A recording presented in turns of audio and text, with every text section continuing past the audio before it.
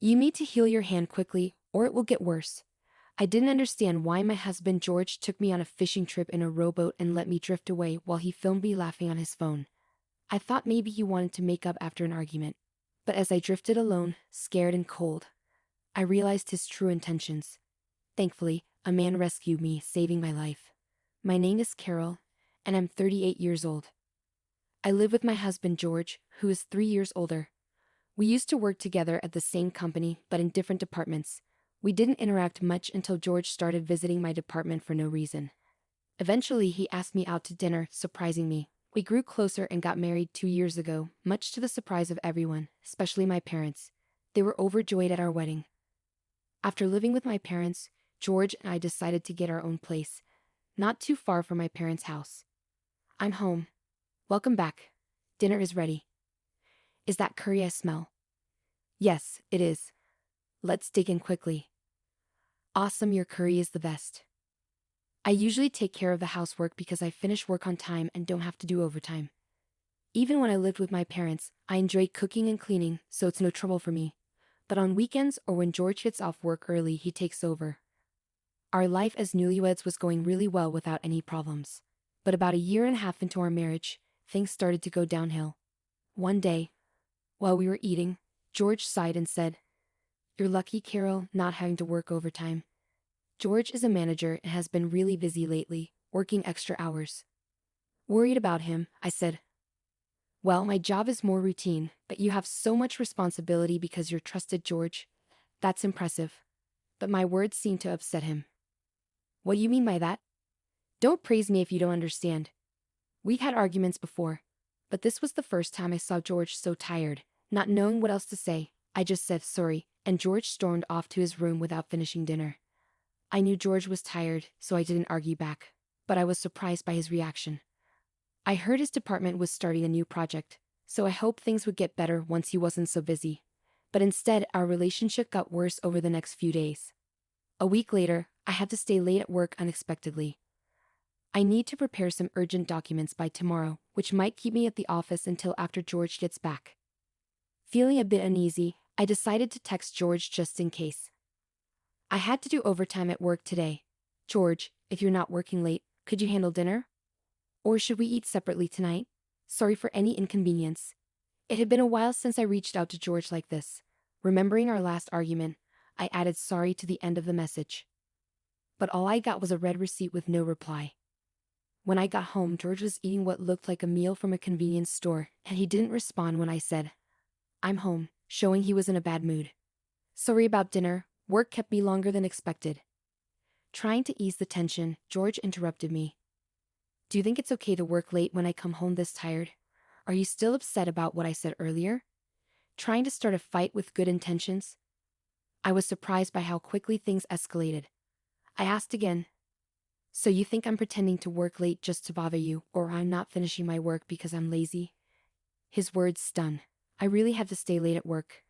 This has happened before, you know. What's gotten into you? I couldn't bear George's accusatory tone any longer. I snapped back. I work hard every day too. I shouldn't have to defend myself against these accusations. But George ignored my words. I'm already stressed from work. I couldn't bear to have this tension at home, especially when I was exhausted myself. My true feelings slipped out, albeit quietly, but George noticed and didn't let it slide. "Then just quit your job," he suggested, leaving me speechless. "It's ridiculous for you, Carol, who can't even manage housework properly, to be working. After all, I'm the one paying for this apartment. You don't really need the money, do you?" His logic seemed completely off base. Feeling my frustration rise, I unintentionally raised my voice. "How can you say that? I do take care of the house, and except for the days I work late, I handle everything at home. But lately on weekends, the cleaning hasn't been up to par compared to when we first got married. Seeing dust in the corners of the floor frustrates me. I didn't know what else to do." I felt like I was about to burst into tears. "You'd have more time to focus on housework if you quit your job, and it would be easier for you too. I'll even talk to management for you," I replied. "I don't think we should be discussing this right now." I decided to pause the conversation to give it some thought. I enjoy my job and don't want to quit, but perhaps if I supported George as a full-time homemaker, We could go back to being the happy couple we used to be. It wouldn't be wise to make such a big decision hastily. Unable to bear the tension at home, I went outside. Realizing I hadn't bought dinner, I decided to bike to the supermarket near the subway station. Riding my bike in the cold night air, I couldn't stop thinking about our conversation. What went wrong? Suddenly, I heard a loud horn honking from behind me and bright headlights approached quickly. Instinctively, I stopped. The next thing I knew, I was lying under bright lights and a white ceiling. Opening my eyes, I saw my parents' faces in front of me, exclaiming, "She's awake." Next to them sat George, his expression unreadable. I couldn't move my arm, and my fingers felt numb. Both of my arms were wrapped in circular casts. "This means you ran a red light on your bike," the doctor explained. I remembered now. I was on my way to the supermarket when the accident happened, but I couldn't recall if the light was red or green when I crossed. The driver was shocked too but called an ambulance for me. The gravity of what I had done hit me, and I suddenly felt even worse. But why are Mom and Dad here? George was contacted first, and then he informed them. George gave a forced smile to my parents. Understandably, after what had happened, it was awkward for me too. "I'm really glad George was there for you," my parents thanked George, who responded with a polite, "No problem," but his forced smile didn't seem sincere. I ended up spending the night in the hospital due to the lateness of the hour. However, after undergoing various tests the next morning that showed no issues, I was discharged the following day. The doctor instructed me to rest and avoid water-related chores and housework because the casts couldn't be removed. When I got home, which happened to be on my day off, I found George lounging on the sofa with a smug look. "You really messed up running that red light, but now you have no choice but to quit your job," he said without showing any concern. George lay there, staring at me mockingly. I felt powerless to respond, and to be honest, he was right. With casts on both hands, I couldn't even type properly on a computer. Faced with the decision of taking a long break or quitting altogether, I chose to resign, thinking it might improve my relationship with George. But leaving my job didn't magically fix things between us. Instead, it seemed to make him even more dissatisfied. He'd come home just to criticize me, using it as an outlet for his frustrations. During one of my worst days, George surprisingly suggested, "Why don't we go out together? It's been a while." I was suspicious of his sudden change in behavior, but George seemed to be in a good mood that day, and his overtime seemed to be decreasing. Maybe he was finally feeling less stressed. Perhaps today we could finally patch things up. Feeling more hopeful than I had in a long time, I joined George on an outing. We went to the beach, a place we used to visit together.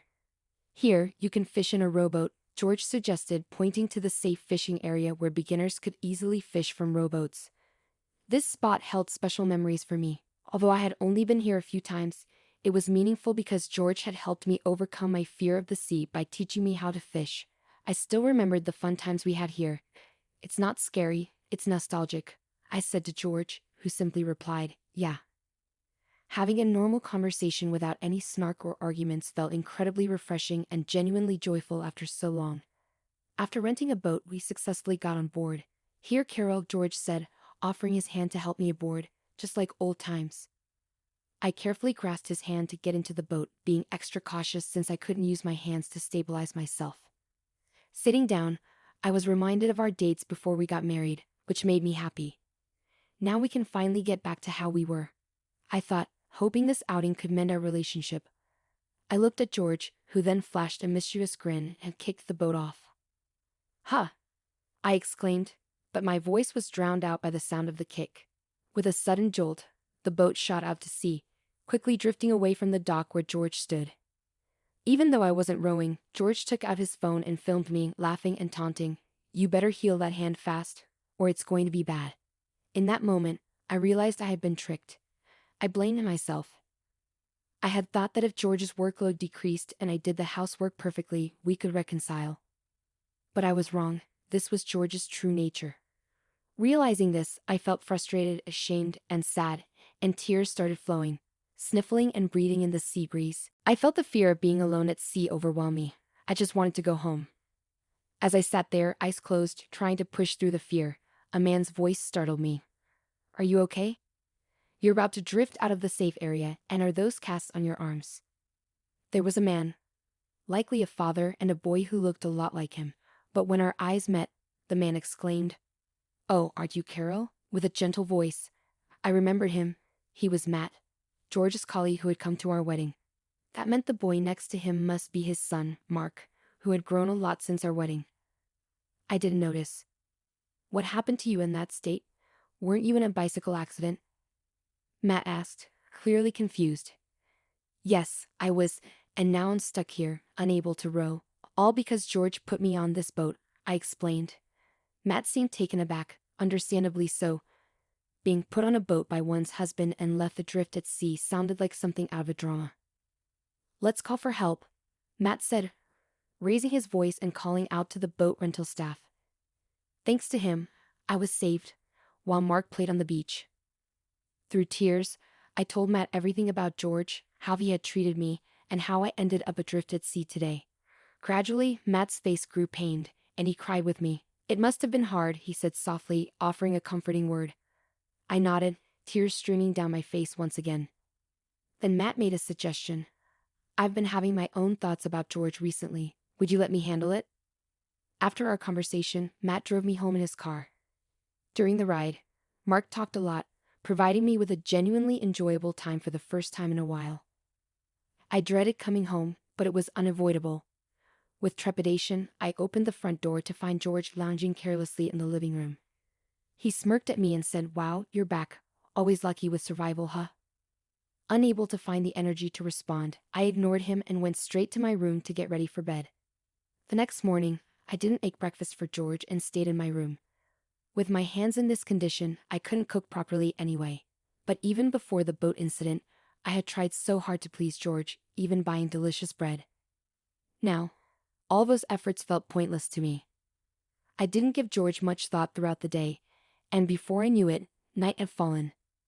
The sound of the front door opening signaled an unusually early return for George. He barged into my room and started yelling abruptly, "Hey. It was you, wasn't it?" Confused, I asked what he meant. George's voice grew louder as he accused me. "Don't play dumb with me. You're the one who told my company. What's going on?" I remained unfazed by his words, replying, "I don't know what you're talking about, but whatever trouble you're having at work doesn't involve me anymore. After all, I'm not even working there anymore." I waved off George's accusations, feeling no need to cater to him anymore. Frustrated, George stormed out of the house. The real shock came 3 days later when George, who hadn't returned home during that time, walked through the front door looking as pale as a ghost. "Carol, what should I do?" he muttered, looking lifeless as he shuffled into the room where I was relaxing. "What happened?" I asked. "I've been fired from my job," he said. "Oh, really?" I replied indifferently, watching as George collapsed to the floor. I had finally made it to manager. Despite his despair, I felt no sympathy for George because I knew this was coming. This was what Matt had hinted at when he said, "Leave it to me," during our conversation by the sea. According to Matt, George's behavior at work had taken a turn for the worse recently. He was mistreating his subordinates, dumping his work on others, falsely claiming overtime, and even harassing a new female employee, among other things. However, there was no solid proof of his actions, leaving them in a difficult situation. Despite being colleagues who were promoted to manager around the same time from different departments, Matt struggled to come to terms with George's behavior. But seeing how upset I was by George's actions, Matt felt compelled to take action. He suggested I check George's computer, suspecting it held evidence of his wrongdoing since George always took his laptop home. Matt couldn't investigate it himself. I knew George's laptop password. After safely returning from the sea, I pretended to go to sleep, waited for George to fall asleep, then checked and extracted the data from his laptop, which I then sent to Matt. I never expected things to unfold so quickly. Matt, the star of the advertising department, had acted swiftly and decisively. Standing up, I went to my drawer and retrieved something specific. Then, speaking slowly, I said, "I'm sorry to bring this up while you're feeling down, but I have something important to say." George looked at me with a puzzled expression, resembling a discarded puppy. After taking a deep breath, I continued, "I want a divorce." I finally voiced my decision, handing him the filled-out divorce papers. George's face shifted from confusion to a mix of anger and sadness as he looked at me. "Why do you want divorce? Can't you show a little compassion, especially when I'm feeling so low?" he pleaded. His words left me stunned, almost tempted to throw them right back at him. I'm grateful to you for revealing your true nature, and I've already discussed this with my family, I stated firmly. This wasn't just bravado. After my ordeal at sea, I had indeed gone back home and talked with my parents. That night, Matt messaged me saying, George might come crying to you in about 3 days. It's up to you, Carol, what to do next. Reflecting on my options, I decided to confide in my parents. I laid everything out for them, holding nothing back, including the terrifying experience of being adrift at sea in a boat I couldn't row. As I recounted the events, the guilt I had been suppressing and the emotions I had bottled up overwhelmed me, and I cried.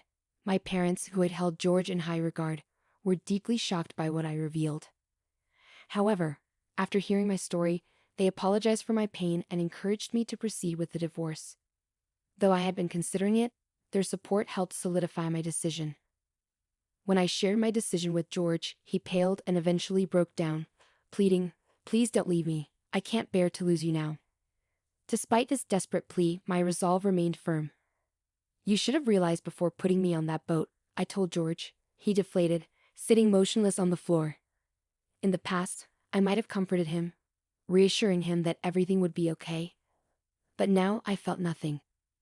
My love and feelings for George had long been discarded in the sea along with that fishing boat. The divorce is final. I won't be your convenience anymore, I declared firmly, my pent-up frustration fueling my words. With that, I left George behind, motionless on the floor. I grabbed a backpack with just a few belongings I had packed the night before and left the house. The night air was cool and I felt refreshingly clear-headed as I made my way back to my parents' home. Despite George's continued pleas to stay together, I proceeded with the divorce through a lawyer recommended by my father. In just a few days, George lost everything, sinking into depression and eventually returning to his parents' house, where even his mother seemed to have lost patience with him. His mother was entirely on my side, repeatedly apologizing for her son's foolishness. I didn't have much affection for George, but I had a soft spot for his mother, which made the situation unfortunate. I've heard he's now unemployed, staying at his parents' home. It's sad to see how he could be so harsh to others yet unable to handle adversity himself.